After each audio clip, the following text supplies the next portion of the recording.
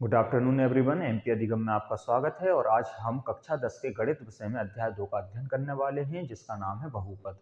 बहुपद वाले अध्याय को समझने से पहले आपको ये समझना पड़ेगा गणित कई प्रकार का होता है। जैसे एक होता है अंकगणित जिसमें हम संख्याओं का अध्ययन करते हैं, फिर एक होता है बीजगणित जिसमें संख्याओं के साथ साथ हम अक्षरों की कैलकुलेशन भी सीखते हैं, फिर एक होता है ज्यामिति जिसमें हम आकृतियों के बारे में सीखते हैं, फिर एक होता है त्रिकोणमिति जिसमें हम साइन कॉस टेन कौशिक वगैरह के बारे में सीखते हैं, एक होता है सांख्यिकी जिसके अंदर हम आंकड़ों के बारे में सीखते हैं, माध्य माध्यक बहुलक इस तरह की चीज़ें सीखते हैं, और एक होता है वाणिज्य जिसके अंदर हम लाभ हानि जैसी चीज़ें सीखते हैं ना, ब्याज वगैरह के सवाल करते हैं। तो आज इस अध्याय में हम क्या करेंगे, बीजगणित का एक टॉपिक लेने वाले हैं जो कि अध्याय 2 में भी है जिसका नाम है बहुपद। ठीक है, तो बहुपद को समझने के लिए आपको पहले ये समझना पड़ेगा बीजगणित के अंदर राशियां होती हैं। राशियां मतलब वैल्यू, मान।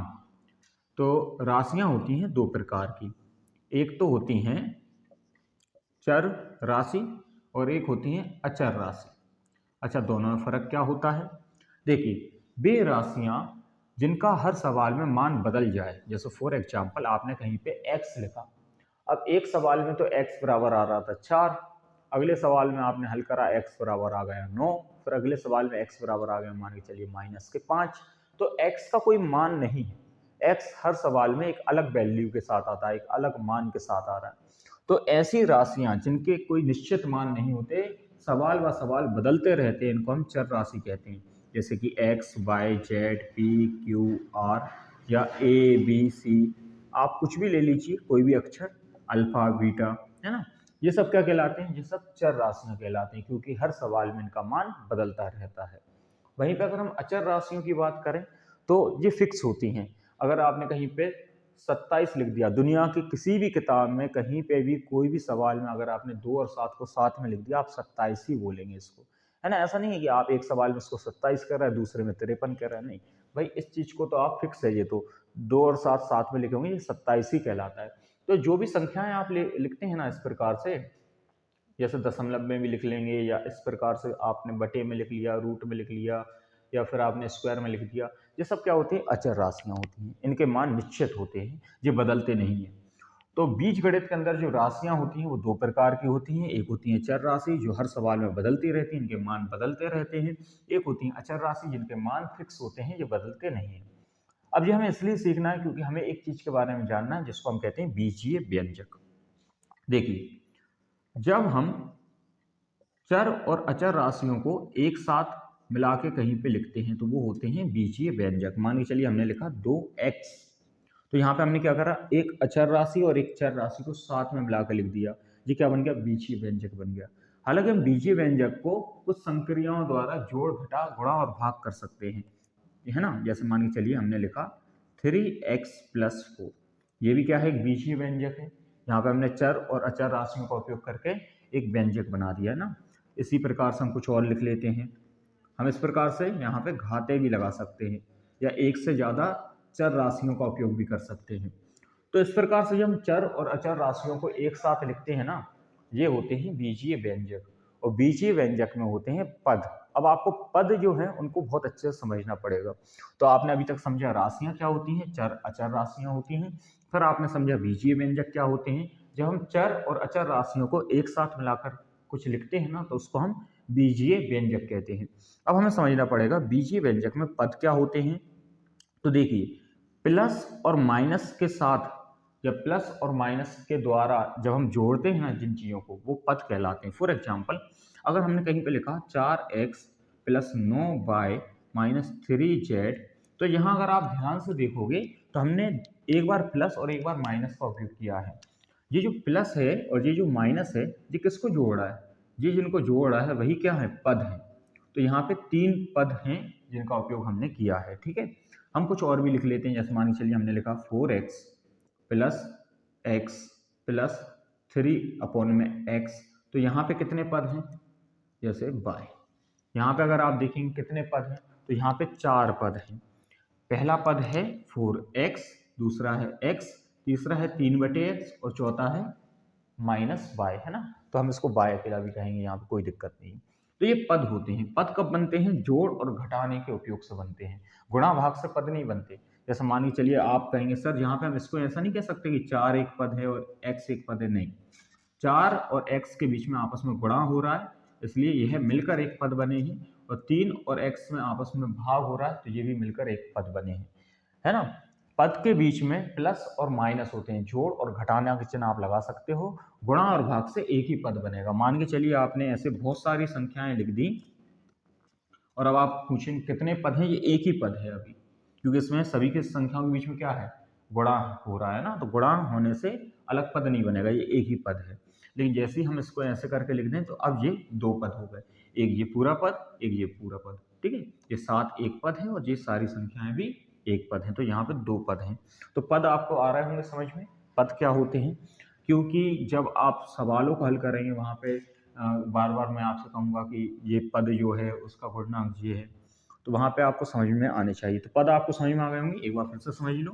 जब भी आप कोई समीकरण लिखते हैं या फिर कोई बहुपद लिखते हैं तो उसमें कई पदों का उपयोग करते हैं आप, ठीक है। तो हम यहाँ पे कुछ लिख देते हैं, जैसे मान चलिए हमने ये लिखा है। अब आपसे पूछा इसमें कितने पद हैं, तो आप कहेंगे सर यहाँ पे 3 पद हैं। पहला पद है 2x का वर्ग, दूसरा पद है 4x और तीसरा पद है 9, ठीक है। तो यहाँ पे 3 पदों का उपयोग किया गया है। अब पद के बाद तीसरी चीज हमें क्या सीखना चाहिए? गुणनांक। गुणनांक क्या होते हैं? मान के चलिए आपने कहीं पे 4x लिखा है, तो x यहाँ पे है चर राशि और 4 यहाँ पे अचर राशि। 4 का x में गुणा हो रहा है। किसी चर राशि में जिसका गुणा होता है ना, जिस अचर राशि का गुणा होता है, उसी को हम गुणनांक कहते हैं। तो अगर हम आपसे कहें x का गुणनांक क्या है, तो आप कहेंगे सर x का गुणनांक है 4, क्योंकि x में किसका गुणा हो रहा है? 4 का। ऐसे ही आप बताइए एक्स स्क्वायर का गुणनांक क्या है, तो आप कहेंगे सर एक्स स्क्वायर का गुणनांक है 9, क्योंकि एक्स स्क्वायर में गुणा हो रहा है 9 का। तो इनको हम कहते हैं गुणनांक। अब एक बार हम वापस से समझ लेते हैं अभी तक अपने क्या क्या सीख लिया है। बीज गणित के अंदर राशियां दो प्रकार की होती हैं, एक चर राशि जिनका मान निश्चित नहीं होता है, हर सवाल में बदलता है, चर राशि कहलाती है। एक होती है अचर राशि जिनका मान निश्चित होता है, ये बदलता नहीं है, चेंज नहीं होता है ना। दूसरा बीजीय व्यंजक क्या होते हैं, तो जब हम चर राशि और अचर राशि का उपयोग करके यहाँ पे कुछ लिखेंगे, है ना, तो उसको हम क्या कहेंगे? बीजीय व्यंजक कहेंगे। बीजीय व्यंजक में जो पद होते हैं उनको हम जोड़ और घटाना की मदद से आपस में जोड़ते हैं, एक ही उसमें लिखते हैं, ठीक है। इस प्रकार से हम कह सकते हैं बीजीय व्यंजक क्या होते हैं, चर और अचर पदों के साथ हम क्या करेंगे? कुछ संक्रियाएं जोड़ घटाने का उपयोग करके बीजीय व्यंजक बनाएंगे। पद आपको समझ में आ गए होंगे। पद अपन ने काउंट करना भी सीख लिए, कितने पद होते हैं, कैसे हम उनको काउंट कर सकते हैं। गुणा और भाग से एक ही पद बनेगा। अगर मान के चलिए दो चर राशि या अचर राशियों के बीच में गुणा या भाग हो रहा है तो एक ही पद बनेगा, ठीक है। और अगर उनके बीच में जोड़ और घटाना लगे तो फिर वो अलग अलग पद हो जाएंगे। तो पद क्या होते हैं ये भी आपने समझ लिया। उसके बाद हमने समझा गुणनांक क्या होते हैं, तो किसी चर राशि के साथ में जो अचर राशि लिखी होती है उसी को हम गुणनांक कहते हैं। तो ये गुणनांक के बारे में भी आपको पता होना चाहिए। अभी तक ये जितनी चीजें थी ना, ये आपके चैप्टर में सीधे सीधे तो नहीं पूछी जाएंगी, लेकिन आपको चैप्टर समझने के लिए ये सारी चीजें समझनी पड़ेगी। चलिए हम चैप्टर के बारे में थोड़ा सा समझ लेते हैं। तो जब हम किसी बीजीय व्यंजक को इस प्रकार से लिखते हैं कि उसमें जो घात है वो एक प्राकृतिक संख्या है और उसमें एक ही प्रकार के चर है, तो वो एक चर वाले बहुपद कहलाते हैं, ठीक है। मान के चलिए हमने यहाँ पे लिखा 4x⁻2, फिर हमने लिखा 9x, फिर हमने लिखा 3, तो यह एक बहुपद कहलाएगा। क्यों कहलाएगा? क्योंकि इसमें जो घात लगी है, जैसे यहाँ पे 2 की घात लगी है, यहाँ पे 1 की घात लगी है, तो ये सब प्राकृतिक संख्या है ना। 1 से लेके अनंत तक जो है वो प्राकृतिक संख्याएं होती हैं। तो एक बहुपद की पहली पहचान ये है कि इसमें एक प्राकृतिक संख्या की घात होती है। वो घात कभी भी ना तो नेगेटिव हो सकती है, ना ही वो बटे में हो सकती है, ना ही वो पॉइंट में हो सकती है। तो अगर आपसे इन फ्यूचर पूछ लिया जाए क्या ये एक बहुपद है, तो आप कहते ना नहीं, क्योंकि किसी भी बहुपद की घात जो है वो नेगेटिव नहीं हो सकती। या आपसे ऐसे करके पूछ ले क्या ये एक बहुपद है, तो कहना नहीं, ये भी एक बहुपद नहीं है, क्योंकि जब ये x ऊपर जाएगा तो x की पावर क्या हो जाएगी? माइनस पर, तो ये भी एक बहुपद नहीं है। बहुपद होने की कंडीशन क्या है कि जो पावर है, जो घातांक लगा हुआ है, उसमें घात लगी हुई है, वो धनात्मक होनी चाहिए, 1 से लेकर अनंत तक के बीच की होनी चाहिए, ठीक है। ना तो वो दशमलव में होनी चाहिए, ना ही वो बटे में होनी चाहिए, ना ही वो नेगेटिव होनी चाहिए। फॉर एग्जाम्पल अगर हम यहाँ पे ऐसा करके कुछ लिख दें, और एक ऐसा करके लिख दें। तो देखो जो ऊपर वाला तो बहुपद है, क्योंकि इसमें जो x की घात है वो 1 है, इसलिए यह एक बहुपद है। लेकिन नीचे वाला बहुपद नहीं है, क्योंकि इसमें x की घात है 1/2। रूट का मतलब क्या होता है? 1/2 घात का होना, ठीक है। तो यह एक बहुपद नहीं है। आपने ये समझ लिया बहुपद किस कंडीशन में बन सकते हैं, किस कंडीशन में नहीं बन सकते। अगर किसी बहुपद की घात जो है वो नेगेटिव है, पॉइंट में है, बटे में है, तो वो बहुपद नहीं हो सकता, ठीक है। किसी भी बीजीय व्यंजक की अगर घात नेगेटिव है, पॉइंट में है, बटे में है, तो वह बहुपद नहीं हो सकता, ठीक है। बहुपद होने की कंडीशन क्या है कि उसकी जो घात होगी वो हमेशा एक प्राकृतिक संख्या होगी, है ना, 1 2 3 4 ऐसी कोई संख्या होगी। अब हमें यहाँ पे एक सवाल पूछा जाता है, बहुपद की घात बताइए। क्या पूछा जाएगा? बहुपद की घात। अब बहुपद की घात कैसे पता कर सकते हैं? मान के चलिए हमने एक बहुपद लिखा 2x + 9, एक हमने बहुपद लिखा 4x² + 3x + 4, और एक हमने बहुपद लिखा x³ + 2x² + x1 + 9। हमने यहाँ पे 3 बहुपद लिखी, ठीक है। अगर हम पहले बहुपद को देखें तो उसमें सबसे बड़ी जो घात है, मतलब जो सबसे बड़ा घातांक है, वो है 1। तो इस बहुपद की घात क्या होगी? 1 होगी, क्योंकि इसमें सबसे बड़ी घातांक क्या है? 1 है ना। सबसे बड़ा जो पावर लगा हुआ है, डिग्री लगी हुई है, घात लगी हुई है, कितनी है? 1। तो इसकी घात क्या होगी? बहुपद की घात क्या होगी? 1। इस बहुपद में अगर हम देखें तो यहाँ पे 1 है और यहाँ पे 2 है, तो इस बहुपद की घात क्या होगी? 2, क्योंकि इसमें जो घात लगी हुई है वो सबसे बड़ी घात क्या है? 2। इस वाले बहुपद में अगर हम देखें तो इसमें सबसे बड़ी घात है 3, तो यह है इसकी घात क्या होगी? 3। इनके नाम भी होते हैं। जिस बहुपद की घात 1 होती है उसका नाम होता है रेखिक बहुपद। ये आप याद रखना, क्योंकि आपसे ऑप्टेटिव क्वेश्चन में ऐसे ही सवाल पूछे जाते हैं। रेखिक बहुपद की घात कितनी होती है? आप कहेंगे रेखिक बहुपद की घात 1 होती है। द्विघात बहुपद की घात कितनी होती है? द्विघात बहुपद की घात 2 होती है। और त्रिघात बहुपद की घात कितनी होती है? त्रिघात बहुपद की घात 3 होती है, ठीक है। शून्य बहुपद की घात कितनी होती है? शून्य होती है, कोई घात नहीं होती उस पर, ठीक है। इस प्रकार से आपसे ओटीओ में पूछा जाता है। 2 चीजें पूछी जाएंगी, एक तो आपसे इस प्रकार से बहुपद के प्रकार पूछ लिए जाएंगे, आपसे पूछ लेंगे द्विघात बहुपद की घात कितनी होगी। अब अगर आपको पता होगा कि द्विघात बहुपद की घात 2 होगी तो आप वहां पे लिख देंगे, नहीं तो आप फिर सोचेंगे कि यार इसमें लिखना क्या है। तो इस प्रकार से भी पूछ सकते हैं, या फिर आपको कोई बहुपद देके कहेंगे कि उसकी घात बताओ, तो आप वहां पे देखना सबसे बड़ी घात क्या है। जो बहुपद में सबसे बड़ी घात होती है वह उस बहुपद की घात होती है, ठीक है। जैसे इस वाले बहुपद में सबसे बड़ी घात क्या है? 3, तो इस बहुपद की घात भी क्या होगी? 3। ये बात आप याद रखना, ठीक है।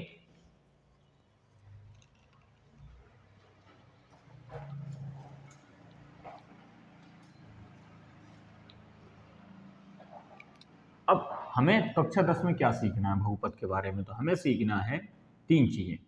पहली चीज तो ये कि कोई बहुपद का जो ग्राफ होता है उससे हम कैसे पहचानें कि शून्यक कितने होंगे। अच्छा, पहले तो हम ये समझ लेते हैं शून्यक क्या होते हैं ना।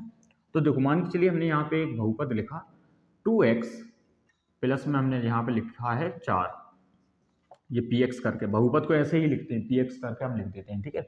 तो एक बहुपद हमने यहाँ पे लिख लिया। अब हमने आपसे पूछा इसका शून्यक बताओ।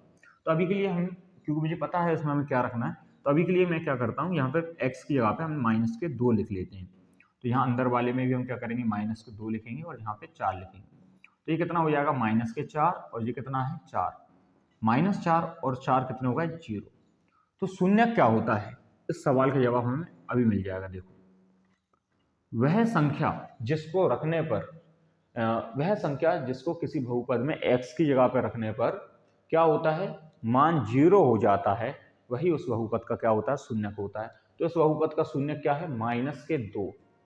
-2 जो है वो इस बहुपद का शून्यक है, क्योंकि जब हमने इस बहुपद में -2 लिखे तो मान कितना आया? 0। तो आप सिंपल भाषा में ये कह सकते हैं, एक शून्यक वह संख्या होती है जिसको अगर हम किसी बहुपद में चर राशि की जगह पर रख दें तो उसका मान 0 हो जाता है, ठीक है। तो यह शून्यक होता है। अब जैसे मान के चलिए एक चीज आपको और पता होना चाहिए, जो रेखिक बहुपद होते हैं ना उसमें शून्यकों की संख्या 1 होती है, मतलब उसमें केवल एक संख्या ऐसी होती है जिसको रखने पर मान 0 आ जाता है। जो द्विघात बहुपद होता है उसमें शून्यकों की संख्या 2 होती है, और जो त्रिघात बहुपद होता है उसमें शून्यकों की संख्या 3 होती है। तो हम यहाँ पे एक बार फिर से समझ लेते हैं। रेखिक क्योंकि ओटीओ में यही चीजें तो पूछी जाएंगी, रेखिक, द्विघात और त्रिघात। चलो हम यहाँ पे दो चीजों के बारे में बात करेंगे, एक तो घात कितनी होती है और एक तो शून्य कितने होते हैं। तो बताइए, रेखिक जो बहुपद होते हैं उसमें घात की संख्या कितनी होती है, एक, और शून्य भी कितने होते हैं, एक। मतलब एक वह संख्या होती है जिसको रखने पर रेखिक बहुपद का मान शून्य हो जाता है। केवल एक ऐसी संख्या मिलेगी आपको, जैसे मान के चलिए यहाँ पे हमने लिखा पी एक्स बराबर एक्स प्लस 3, तो यहाँ पे आपको x की सिर्फ एक ऐसी वैल्यू मिलेगी जिसको रखने पर इस बहुपद का मान 0 हो जाए। ठीक है, वहीं पे अगर हम द्विघात बहुपद में देखें तो इसमें घात की संख्या कितनी होती है, 2 होती है, और इसमें शून्यकों की संख्या भी 2 होती है। मान के चलिए यहाँ पे हमें एक सवाल लिख लेते हैं, x² + 7x + 10। तो इस सवाल को अगर आपने कभी पहले हल किया होगा तो आपको पता होगा यहाँ पे x के दो मान निकलेंगे, एक तो x का मान निकलेगा -2, एक x का मान निकलेगा -5। मतलब इस बहुपद में x के लिए दो ऐसे मान है जिसको रखने पर इस बहुपद का मान शून्य हो जाएगा। इसमें कितना था, सिर्फ एक था, x बराबर -3, कि अगर जब आप x बराबर -3 रखते हैं तो ये बहुपद का मान कितना हो जाता है, 0 हो जाता है। इसमें दो मान है हमारे पास x के, एक तो है -2, एक है -5। इन दोनों मानों को रखने पर यहाँ पे जो बहुपद होगा उसका मान कितना हो जाएगा, शून्य हो जाएगा। तो इसके शून्यकों की संख्या 2 है, इसके शून्यकों की संख्या 1 है। त्रिघात बहुपद जो होगा उसमें घात की संख्या 3 होगी और शून्यकों की संख्या भी 3 होगी। ये बात आप याद रखना, ठीक है। मतलब रेखिक बहुपद में एक घात होती है और शून्यक भी एक होते हैं। द्विघात बहुपद में घात भी 2 होती हैं, शून्यक भी 2 होती हैं, और त्रिघात बहुपद में घात भी 3 होती हैं और शून्यक भी 3 होते हैं। ठीक है, ये बात आप याद रखना। अब हम चैप्टर को समझ लेते हैं थोड़ा सा, कि चैप्टर में हमें किस प्रकार के सवालों को हल करना है और उनको हम कैसे हल कर पाएंगे। देखिए एक बात बताएं ना, जैसा कि YouTube वगैरह पे और भी टीचर्स हैं जो कि पूरी पीपीटी बनाते हैं और आपको हर चीज़ क्रम से समझाते हैं, वो बहुत अच्छा पढ़ाते हैं, है ना। उनकी तुलना अपन तो कर नहीं सकते, लेकिन एक जो ग्रामीण क्षेत्र होता है ना, उस ग्रामीण क्षेत्र में जो विद्यार्थी होता है उसको शायद उस टीचर की बातें समझना है कि वो जिस लेवल से पढ़ा रहा है ना, उस लेवल से उस बच्चे ने कभी पढ़ा नहीं है। तो आप ना सिर्फ उतना सीख लीजिए, अगर आप जैसे मैथ में कमज़ोर हैं तो आप सिर्फ उतना सीख लीजिए कि आप पासिंग मार्क्स ले आए या एवरेज मार्क्स ले आए, है ना। और उसके लिए आपको क्या करना पड़ेगा, हर चैप्टर में जो चीज़ें ज़रूरी हैं, जो आपको पेपर के हिसाब से याद रखनी है, वो चीज़ें आप याद रखिए बस। मतलब सिंपल भाषा में मैं आपसे ये कहना चाह रहा हूँ कि आप 10th क्लास को पास करके सीधे ना तो डॉक्टर बन सकते हैं ना ही इंजीनियर बन सकते हैं, है ना। तो कम खाओ लेकिन अच्छा खाओ।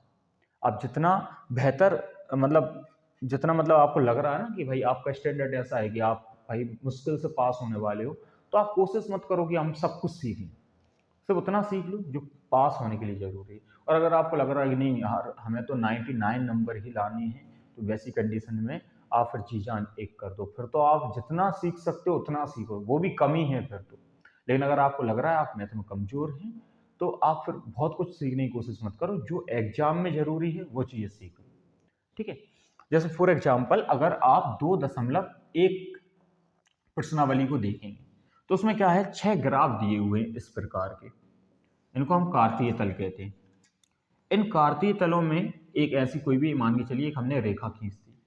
अब सवाल क्या है, निम्न ग्राफ को देखकर बताइए शून्यकों की संख्या क्या होगी।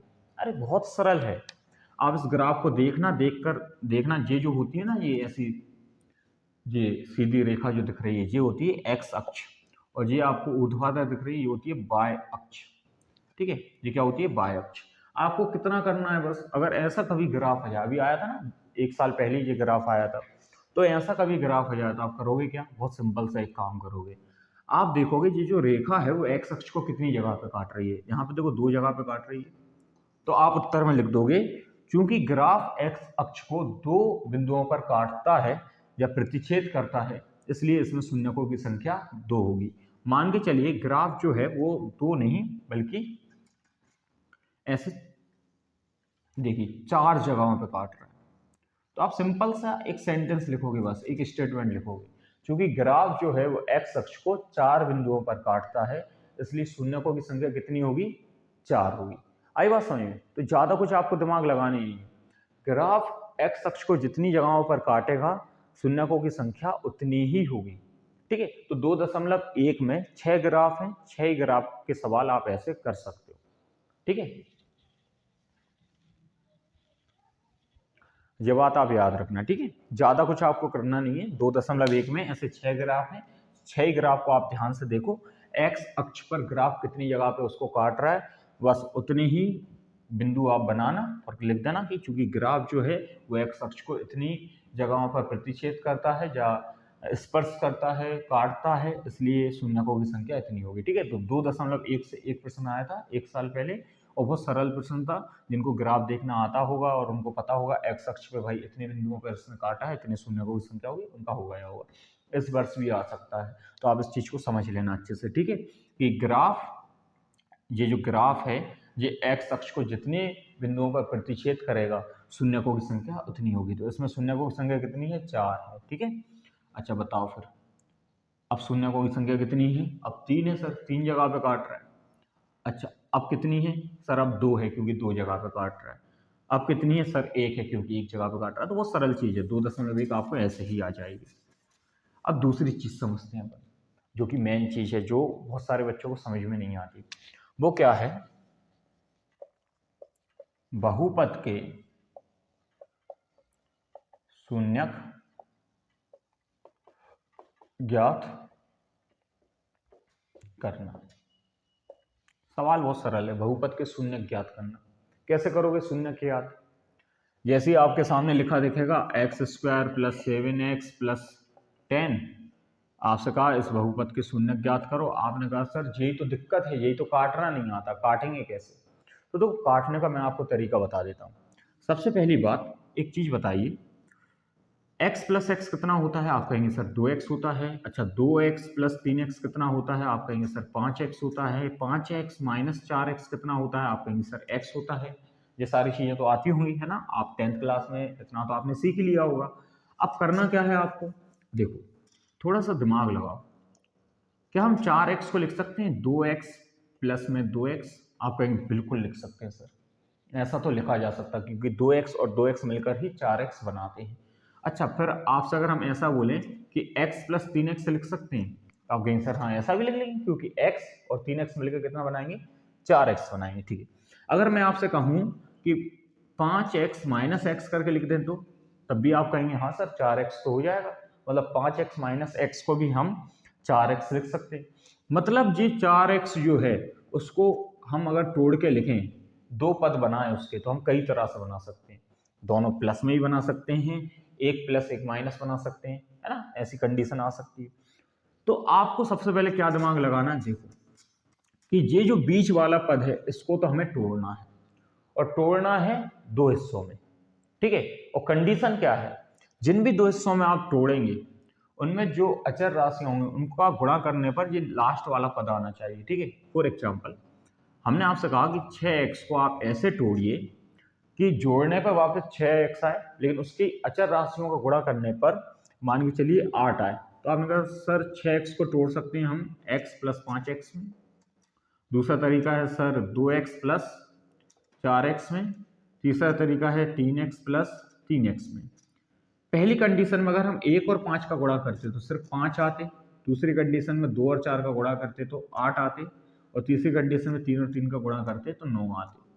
तो हमें क्या दिमाग लगाना है कि जो बीच वाले पद को हम तोड़ने वाले हैं उसमें हमें दो हिस्से ऐसे करने हैं कि उनके अचर राशियों का गुणा करने पर जो आखिरी वाला अचर पद निकल आए। जैसे फॉर एग्जाम्पल 7x को ऐसे तोड़ो कि जोड़ने पर वापस 7x ही आए, लेकिन अगर हम उनके अचर राशियों का गुणा करें तो ये आखिरी पद आए, ठीक है। तो हम 7x को देख लेते हैं। 7x को हम कैसे तोड़ सकते हैं, 7x को हम तोड़ सकते हैं x + 6x में, या फिर 2x + 5x में, या फिर 3x + 4x में। इतने तरीके से तोड़ सकते हैं। अगर हम 1 और 6 का गुणा करते तो 6 ही आता, 2 और 5 का गुणा करते तो 10 आता, और 3 और 4 का गुणा करते तो 12 आता। हमें चाहिए कितने हैं, 10। तो आप इस तरह से तोड़ लेंगे। हम 7x को तोड़ेंगे इसमें 2x और 5x में, लेकिन अभी आपको लिखने का तरीका भी आना चाहिए। तो देखो मैं आपको लिखने का तरीका बताऊं कि बोर्ड परीक्षा में आप लिखोगे कैसे। तो आप सबसे पहले लिखोगे दिया गया बहुपद कौन सा बहुपद दिया है भाई आपको? आपको दिया है x² + 7x + 10, ये बहुपद आपको दिया है। अब आप लिखेंगे माना, क्या मानना है भाई? बहुपद को सीधा हल नहीं कर सकते, आपको इसको एक समीकरण मानना पड़ेगा, इसके बराबर में आपको 0 मानना पड़ेगा। तो माना x² + 7x + 10 बराबर में 0। हमने ये मान लिया कि ये एक समीकरण है जिसके बराबर में 0 है, क्योंकि हमें शून्य पता करनी है। तो अब हम क्या करेंगे, 7x को ऐसे दो हिस्सों में तोड़ना है कि जोड़ने पर वापस 7x आए लेकिन गुणा करने पे 10 आए। तो हम 7x को तोड़ेंगे 2x में और 5x में। अच्छा, पहले कितने पद थे? क्योंकि अपन ने स्टार्टिंग में पद के बारे में सीखा था, तो अब देखो यहाँ पे उपयोग होगा उस चीज का। पहले थे 3 पद, 1 2 3। अब हमने जब इसको तोड़ा तो होगा 4 पद, 1 2 3 4। इन दोनों पद में से कुछ एक सा लो और इन दोनों पद में से कुछ एक सा लो। और कुछ बच्चों को इसमें ही कंफ्यूजन होती है कि सर एक सा कैसे निकाल लिया।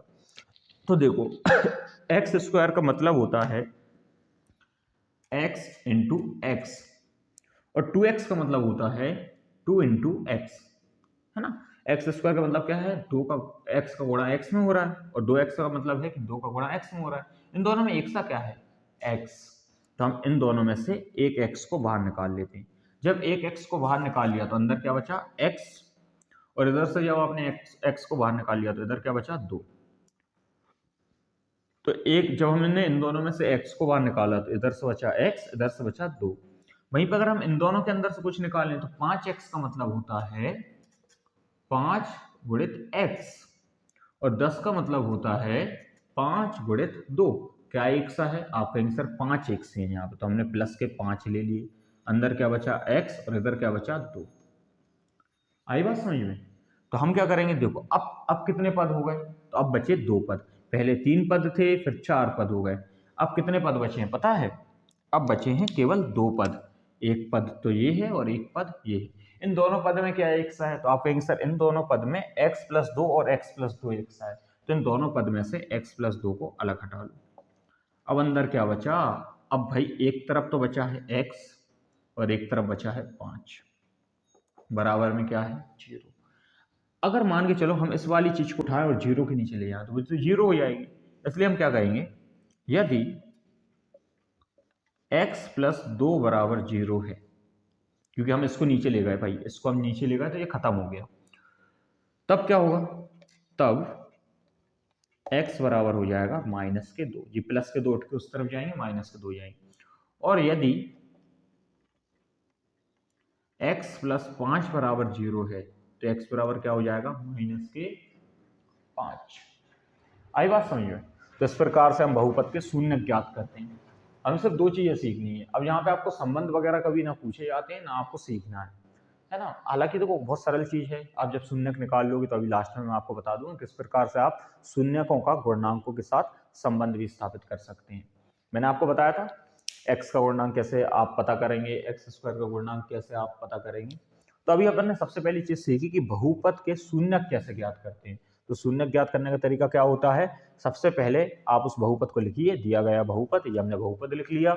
उसके बाद हमने उसको एक समीकरण माना। समीकरण मानने के बाद जो बीच वाला पद था उसके 2 हिस्से करे, और 2 हिस्से ऐसे करना है कि उनका गुणा करने पर आखिरी संख्या आए, ठीक है। तो हमने इनका बीच में से, मतलब जो बीच वाला हिस्सा था, बीच वाला पद था, उसके 2 हिस्से करे, और हिस्से करने के बाद फिर हमने इन आगे वाले दोनों पद में से कुछ एक सा निकाला, और ये पीछे वाले दोनों पद में से कुछ एक सा निकाला। उसके बाद जो हमने ब्रैकेट में लिया उसको हमने अलग लिख दिया, और जो बची हुई संख्याएं थी उनको अलग लिख दिया। इस प्रकार से हमने बहुपद के शून्य ज्ञात करना सीखा। हालांकि एक सवाल से कुछ नहीं होगा। अभी मैं आपको पूरी आपकी किताब के 6 ही जो सवाल हैं उनके बारे में बताऊंगा कि उनको आप कैसे हल कर सकते हो, ठीक है। उससे होगा क्या, अगर आप ये भी अकेला सीख लेते हो, ये 6 सवाल अकेले आप सीख लेते हो, हालांकि 6 नहीं है वो 8 है, 2 उदाहरण में है। अगर आप ये 8 सवाल सीख लेते हो तो ये मान के चलना कि फिर आपको बोर्ड परीक्षा में इस अध्याय से कोई भी ऐसी चीज नहीं होगी जो आपको ना आती हो। क्यों? देखो अगर ये सवाल आएगा तो या तो शून्यक पूछेंगे, या फिर शून्यकों के योगफल से, गुणनफल से जो शून्यक बनाने का आता वो पूछेंगे, लेकिन दोनों अथवा में होंगे, है ना। तो अगर आप ये 8 सवाल जो अभी मैं आपको बताने वाला हूँ ये आप सीख लेते हो तो फिर आपको कुछ और सीखने की जरूरत भी नहीं पड़ेगी। चलो हम उन 8 सवालों को लिख लेते हैं। कुछ पहला सवाल तो हालांकि मैंने आपको बता दिया है, लेकिन दोबारा हम यहाँ पे लिख लेते हैं। ये पहला बहुपद है,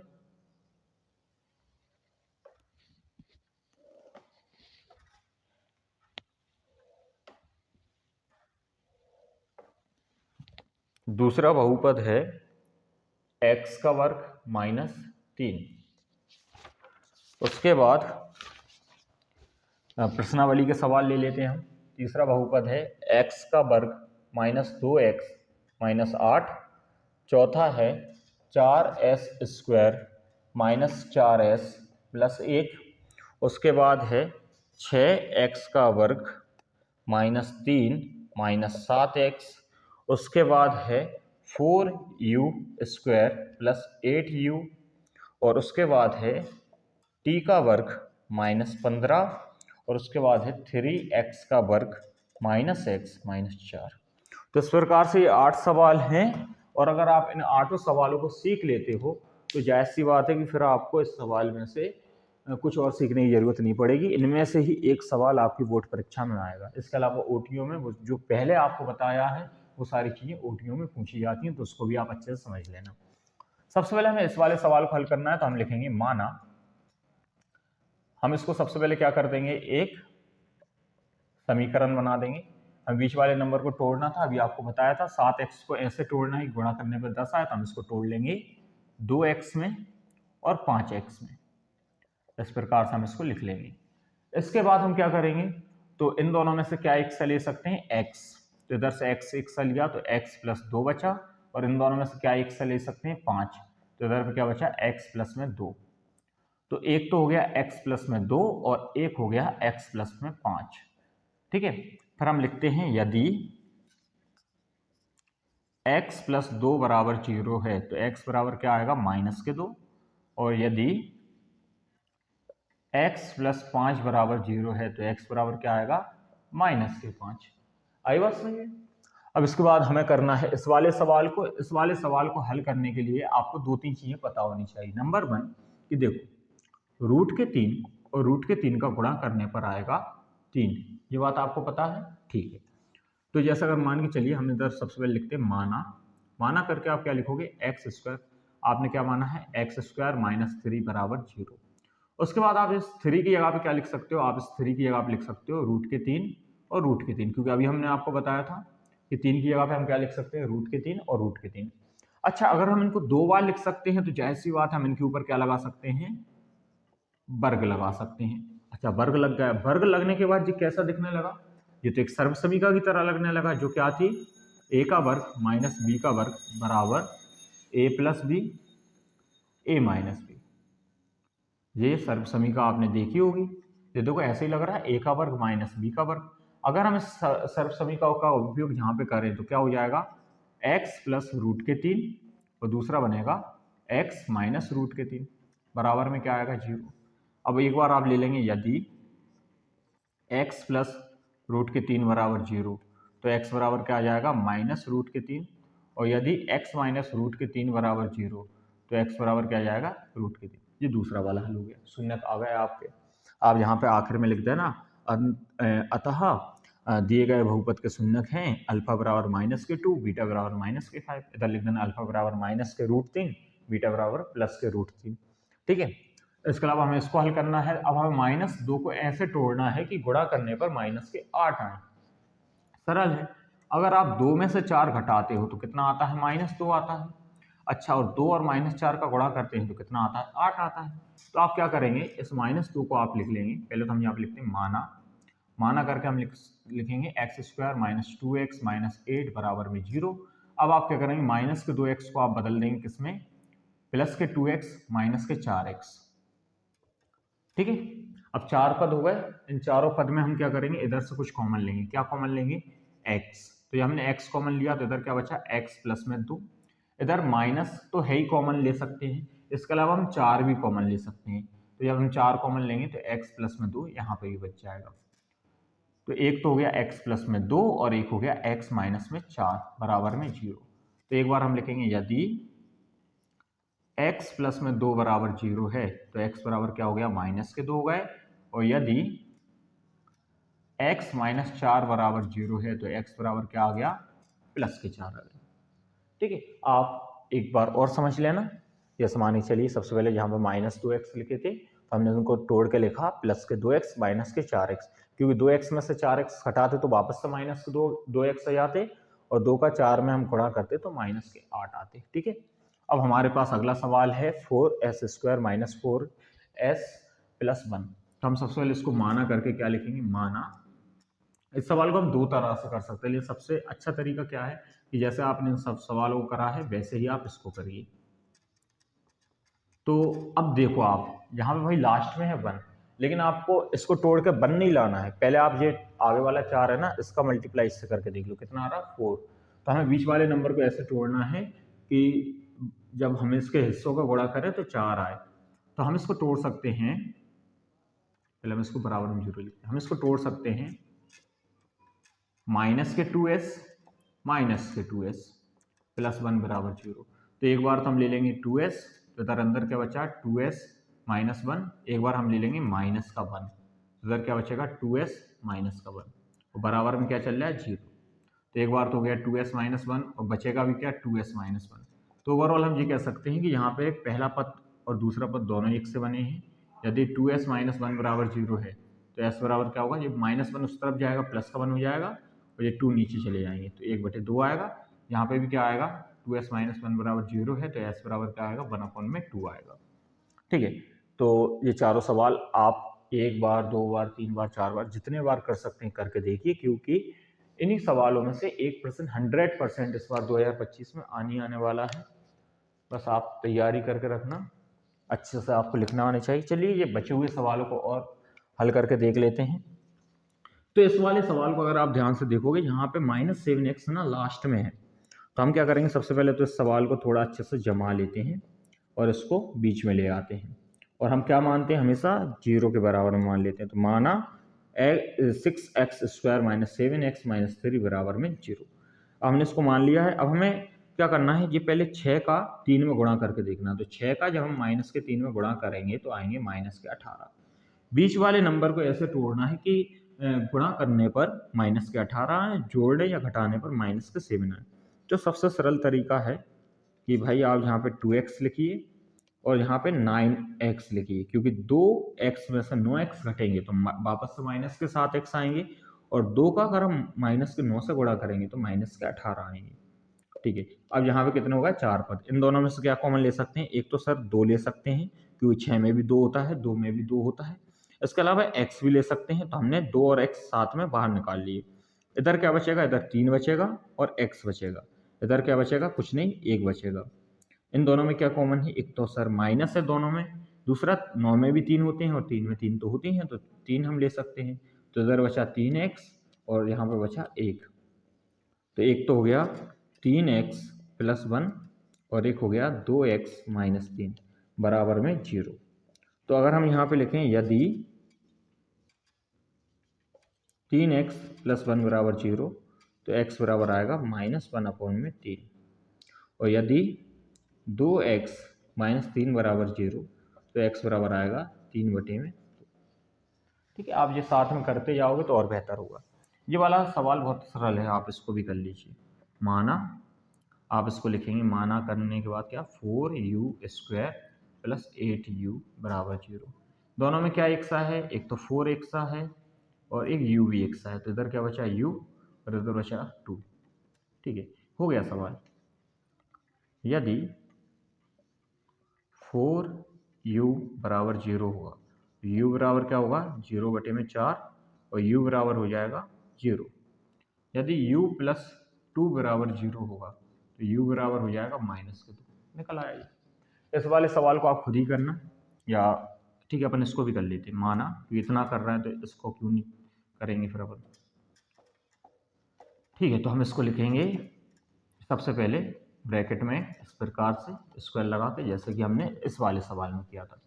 उसके बाद आपको पता है यहाँ पे आप सर्व समीकरण लिखेंगे। सर्व समीकरण लिखने के बाद क्या हो जाएगा, t plus √15 t minus √15।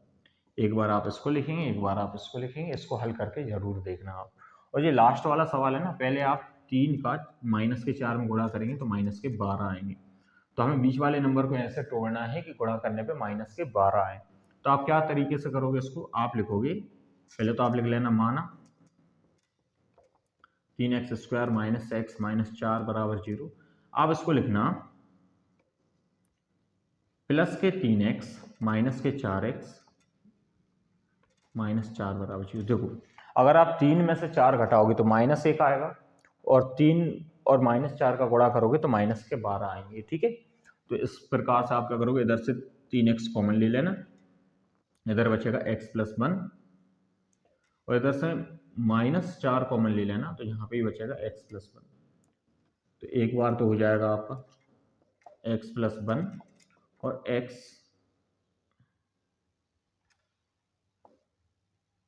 3x minus 4। इस तरह से ये दोनों आपके गुणनखंड तैयार हो जाएंगे। ठीक है, तो ओवरऑल हम ये कह सकते हैं, अगर आप इन 8 सवालों को अच्छे से सीख लेते हो तो बोर्ड परीक्षा में इस बार 2025 में इन्हीं 8 सवालों में से एक सवाल तो आना ही आना है 2 नंबर का।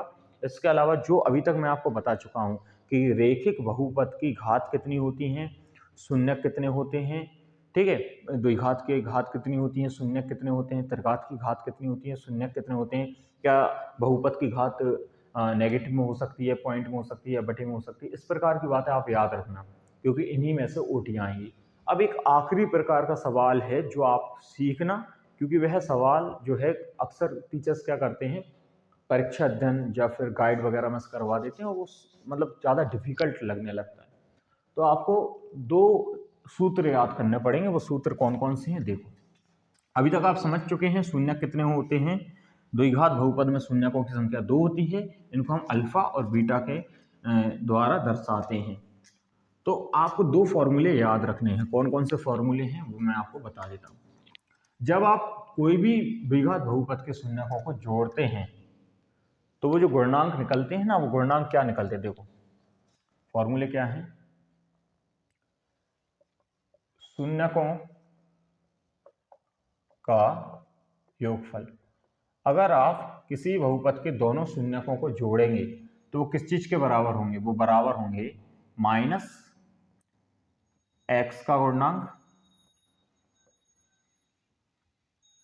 बटे में x² का गुणनांक। ठीक है, और अगर आप शून्यकों को गुणा करेंगे, शून्यकों का गुणनफल ये किस चीज के बराबर होगा, ये बराबर होगा अचर राशि और x² का गुणनांक। यह आपको याद होगा, देखो जब हम यहाँ पे इस प्रकार का बहुपद लिखते हैं, जब हमने एक बहुपद लिख दिया तो इस बहुपद में क्या है, ये जो है ये x² है, ये x है और ये अचर राशि है। तो अगर हम इससे कंपेयर करें तो जब हम इसके शून्यकों की बात करते हैं, इसके शून्यक क्या होते हैं, एक -2, एक -5। तो अगर हम देखें तो अगर हम -2 और -5 को जोड़ें आपस में, हम जोड़ें इनको तो क्या निकलेगा भाई, इनको जोड़ने पर निकलेगा -2 -5 जो कि आ जाएगा -7। तो इसको हम लिख सकते हैं ऐसे, माइनस अलग करके हम लिखेंगे 7 और अपॉन में क्या लिख सकते हैं 1, क्योंकि जिसके नीचे कुछ नहीं होता उसके नीचे हम 1 लिख सकते हैं। तो यहाँ पे ये 7 है जी किसका गुणनांक है, x का, और ये जो 1 है जी किसका गुणनांक है, x² का। इसी प्रकार से अगर हम इन दोनों का गुणा कर दें तो क्या होगा, तब आएगा 10, जिसके अब बटे में अपन 1 लिख सकते हैं। ये 10 क्या है, ये है अचर राशि, और ये 1 क्या है, ये है x² का गुणनांक। तो ये दोनों फॉर्मूले आप याद रखना। ठीक है, इनको हम शॉर्ट में क्या कह सकते हैं कि अल्फा प्लस बीटा बराबर होता है -b/a, और अल्फा इंटू बीटा बराबर होता है c/a। जो आपका बहुपद है ना उसका एक व्यापक रूप होता है जो होता है ax² + b + c। ये बहुपद का व्यापक रूप होता है। अभी जब मैं आपको सवाल समझाऊंगा ना तो वो जो लिखने का तरीका है वही लिखने का तरीका आप उपयोग करना, उससे आपका हर सवाल सरल हो जाएगा, आपको ये सारी चीजें भी याद नहीं रखनी पड़ेंगी फिर। ठीक है, तो अपन पहला सवाल लिख लेते हैं। सवाल ऐसा है कि एक द्विघात बहुपद ज्ञात कीजिए जिसके शून्यकों के योग तथा गुणनफल क्रमशः दी गई संख्याएं हैं। सवाल नंबर 1 में दिया है 1/4 और -1। ये जो पहली संख्या दी गई है ये शून्यकों का योगफल है, और जो दूसरी संख्या दी गई है वो शून्यकों का गुणनफल है। हमें इससे वापस से बहुपद बनाना है, तो हम कैसे बहुपद बनाएंगे देखिए। सबसे पहले हम क्या करेंगे, हम एक सेंटेंस लिखेंगे, क्योंकि गणित का नियम है जो चीज भाई हमें निकालनी होती है उसको हम कुछ ना कुछ मानते हैं। यहाँ पे हम लिखेंगे हल में, माना ax² plus bx plus c एक बहुपद है एवं अल्फा एवं बीटा या अल्फा व बीटा इसके शून्यक है। ठीक है, माना ax² plus bx plus c एक बहुपद है एवं अल्फा एवं बीटा इसके शून्यक है। ये आप सेंटेंस लिखना, फिर आप लिखना प्रश्न के अनुसार, प्रश्नानुसार आपने क्या करा, अल्फा प्लस बीटा को जोड़ने पर कितना दिया है, 1/4 दिया है, और अल्फा इंटू बीटा को जोड़ने पे मतलब गुणा करने पे कितना दिया है, -1 दिया है। -1 को हम लिख सकते हैं -1/1। अब जब आपके सामने इस प्रकार का सवाल हो जिसमें आपको योगफल और गुणनफल दिया हो और आपको बहुपद निकालना हो, तो आप क्या करेंगे, सबसे पहले जो हर है उसको एक सा कर लेना दोनों में, अल्फा प्लस बीटा में भी और अल्फा इंटू बीटा में भी। तो हमने देखा यहाँ पे अल्फा प्लस बीटा में हर जो है वो 4 है और अल्फा इंटू बीटा में हर जो है वो 1 है, तो हमें इसको 4 करना पड़ेगा। 4 करने के लिए हम क्या करेंगे, ऊपर नीचे 4 से गुणा कर देंगे। देखो हर एक सा हो गया। पहला नियम क्या था कि हर एक सा कर लेना, जो भी आपकी यहाँ पे भिन्न बनेगी ना अल्फा प्लस बीटा में और अल्फा इंटू बीटा में, उसमें हर एक सा कर लेना, पहला नियम।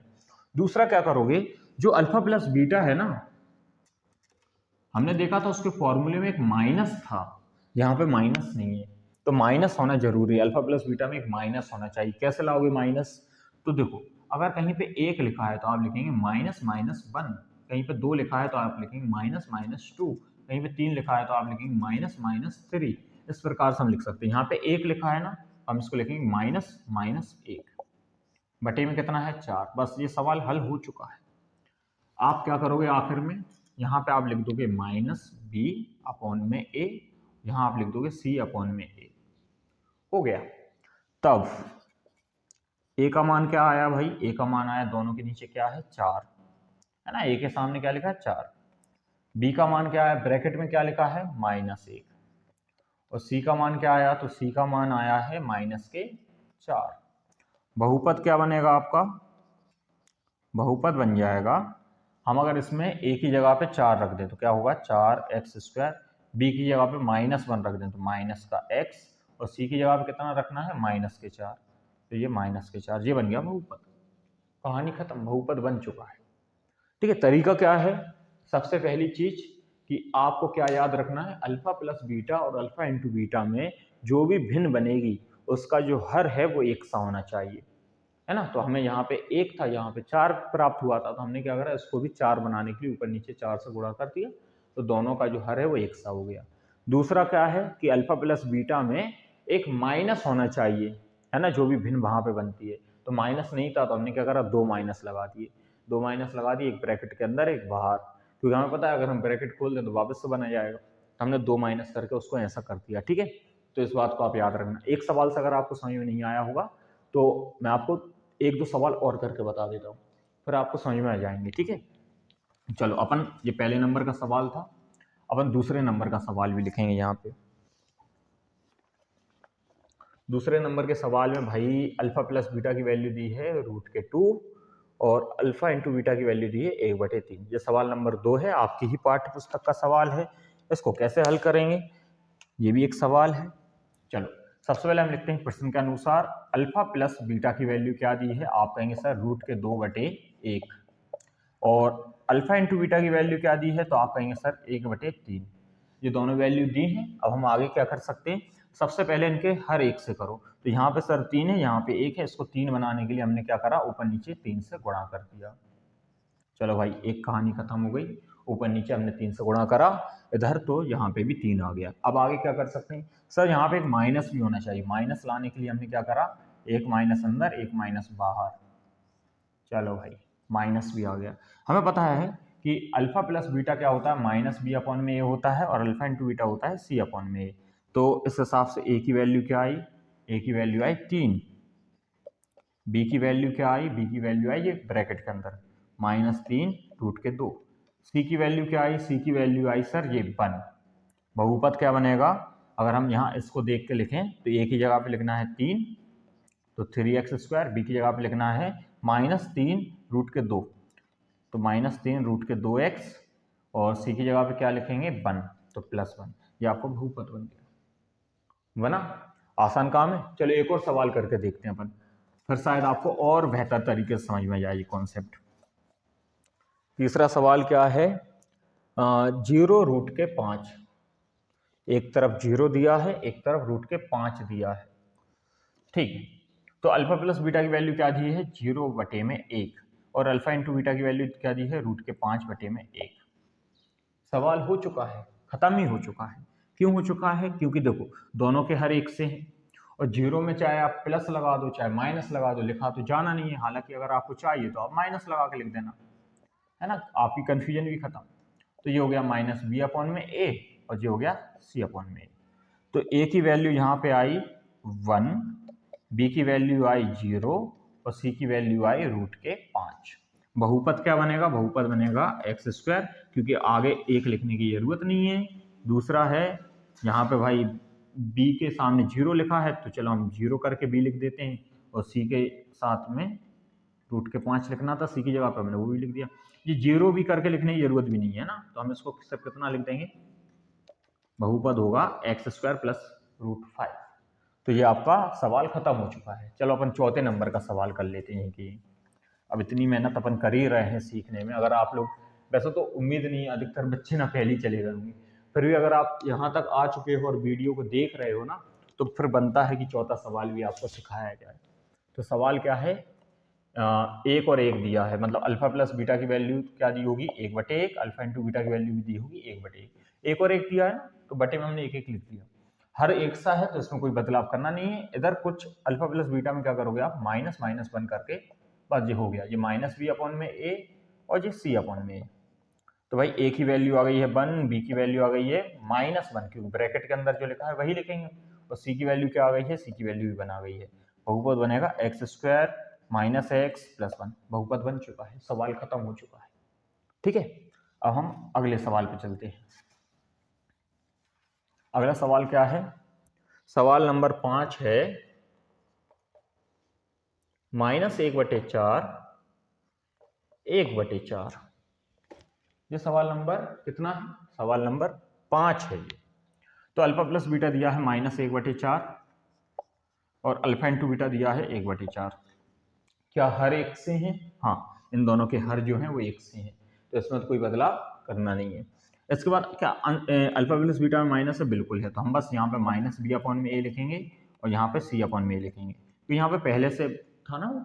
तो अगर हम b से इसका कंपेयर करें, इस वाले से इसका कंपेयर, तो माइनस माइनस हटा दें, तो b की वैल्यू क्या होगी 1। तो हम इसको लिख सकते हैं a बराबर तो हो गया 4, b बराबर हो गया है 1, और c बराबर हो गया है 1।